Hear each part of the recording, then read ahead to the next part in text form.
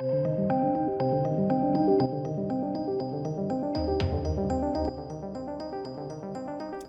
who saw this coming? No one. Everyone, ladies. Everyone saw this coming. Everyone did. Batwoman Supergirl ratings see a huge drop. But you know what? They're not going to cancel it, are they? Of course they're not. Why would they cancel it? Good God. Love this picture as well. Look at this. What a face. So this was bound to happen. Of course it was. It's not particularly good, is it? But they've been... And they have consistently had a big drop-off week to week, season to season. Obviously, Batwoman is still in the first season, amazingly, and it's been renewed. Good God. But Supergirl's had huge drop-offs. And not even these crisis and mid-season link-ups can help it, really. CW's dying on these shows. It's so bad. They must be bleeding cash. They really must. Like, how do you earn money from these? Seriously, how do you earn money? So anyway, again, in what comes as no surprise, but the Batwoman and Supergirl ratings continue to see huge drops. Again, it's not small drops. It's not small drops, right? Following 2 weeks of repeats, both Batwoman and Supergirl are down from the previous episode numbers from the January 26, with Supergirl down significantly. Now, you got to remember, they had like 2 weeks off.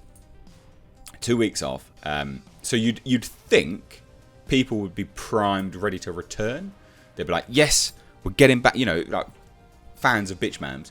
Yes, we're going to go to it. We're going to get in there. Yes, going to smash it out. Smash that patriarchy right up there. But no, apparently not. Apparently not at all. So Sunday's episode of Batwoman, Take Your Choice, which actually... I've done a review of it. I'll leave a link above. It was not offensively bad in terms of like agendas and things like that. It was just bad, laughably so as well in parts, which you'll find out why in that review. But it wasn't offensively bad, so it's interesting that even that one was terrible. But that also goes to show, like, is it because there was no huge agenda in it? Is that why it was down? You just don't know, do you? Like what? How do you please these people that just cannot be pleased? That's the thing here. Now, anyway, Take Your Choice saw 848,000 viewers tune in, down 22,000 from the previous episode. That's huge. After 2 weeks off as well. That was left on a cliffhanger, ladies and gentlemen. That was left on a massive, massive cliffhanger. So it's not a case of, there was nothing for them to return back to. 2 weeks ago... 2.5 now, because I'm recording this on, Thursday. They had a huge cliffhanger. Beth and Alice, from different worlds, were clearly about to die, right? And you think to yourself, like, the fans of this show, because that's who is watching this show week to week, the fans of this show would be like, oh, what's going to happen? Oh, my God. So 22,000 of them just dropped off. That's insane. Now, it says, regarding Supergirl, the previous episode had near 1 million fans tuning in. Fans. Passing Batwoman for the first time. But Sunday's episode, Back from the Future Part 2, saw nearly a 50% drop-off, right? 654 viewers. 654,000 viewers tuned in. Which was a loss of 32%, which, I say 50, I'm kind of inflating it a little bit there. But that's a lot. That is a lot. It's a huge amount. So... around 316,000 viewers just disappearing into the ether. I mean, good God. That's not a small amount. That's huge. There's so many. Checking the Flash and Legends of Tomorrow, latest episodes reveals rather steady numbers at around 1.1 million and 735,000 respectively. Now that's interesting, isn't it, right? And what does that tell us? That no one wants to watch these people, for starters. I mean, that's a big drop-off, 848,000 people, obviously, who were watching, like, the Crisis on Infinite Earth situation. They obviously then clicked on that to kind of look at what was going on when they returned, because that was the return episode. They had a few weeks off, they returned, then they had another few weeks off. But at that point, people were gone. They didn't want to know. They were done at that episode. And seemingly similar to Supergirl, because they would have had a break around Crisis on Infinite Earths, right? People would have returned and gone, right, 1 million, epic, let's have a look at Supergirl, acquired some new fans, And then immediately they were gone, nah, see you later, this is shit. That's basically what happened here. So yeah, it's just the age-old trope of, and I've got another video coming today as well, you know, it's the whole get work, go broke situation. No one wants to watch this trash. It's bad anyway, but then you add in the agendas and it's even worse. It becomes offensively bad. Now, both Batwoman and Supergirl have seen their viewership nosedive from the start of the season with losses in the millions. That is appalling. So bad. The CW has already announced renewals for both shows.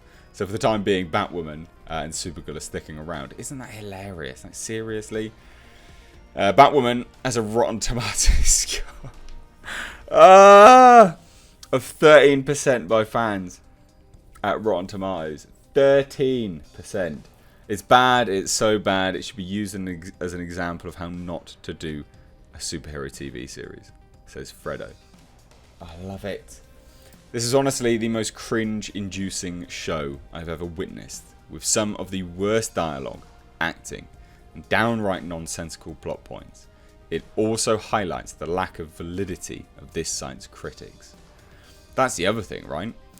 And the more and more we get these shows coming in, there's a huge disparity between critics and viewers, their reviews of them. It just goes to show, we all know Rotten Tomatoes is poo. We all know it. Of course we do. But the more and more there's this big disparity, the more and more the average website user will go, oof, that's bad. I'm not going to use this website anymore. I had high hopes, forced myself through 5 episodes, but just no. Adam C. Whenever involved in a project, mail in their effort, the result is a Batwoman. Fortunately, it's so forgettable I won't remember how bad it is in a couple of days. Oh, the burns are hilarious.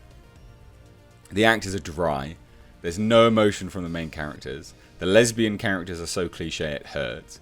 And that's the other thing, right? Like, the agenda is real bad, but the agenda is written by the showrunner who has experienced, apparently, sort of homophobic views and things like that early on in her life when she's, 30, 40 years old. So, you know, you're talking about acceptance now in a world where there's clear-cut acceptance.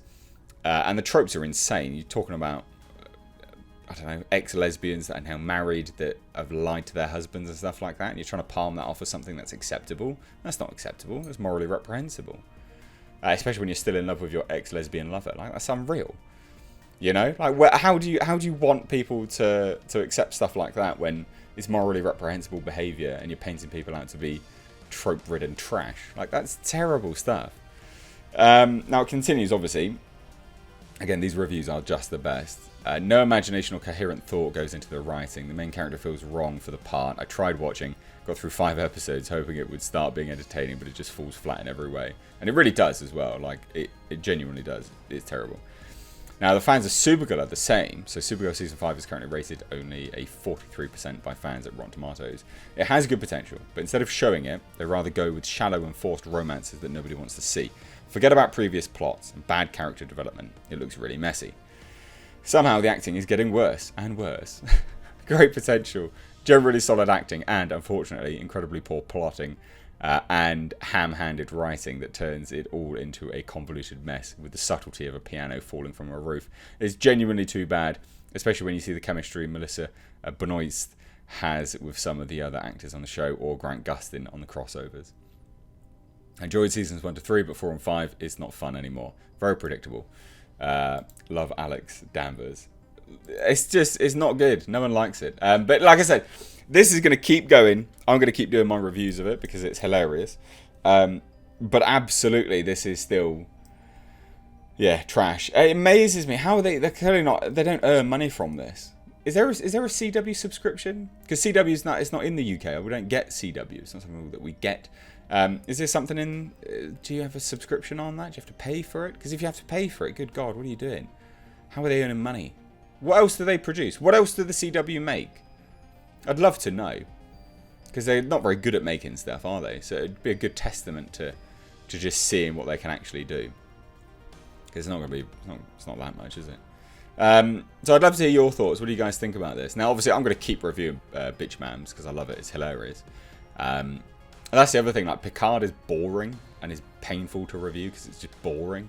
Whereas at least Batwoman's laugh out loud funny at moments. In fact, actually, I used some recordings in the last one where you can audibly hear me laugh out loud because I was just watching it laughing. It's so bad. Anyway, I'd love to hear your thoughts down below, so drop them there. If you're new here, do hit subscribe. Step to that on the world of pop culture movie news by hitting the bell notification icon. Thanks so much, though. Take care.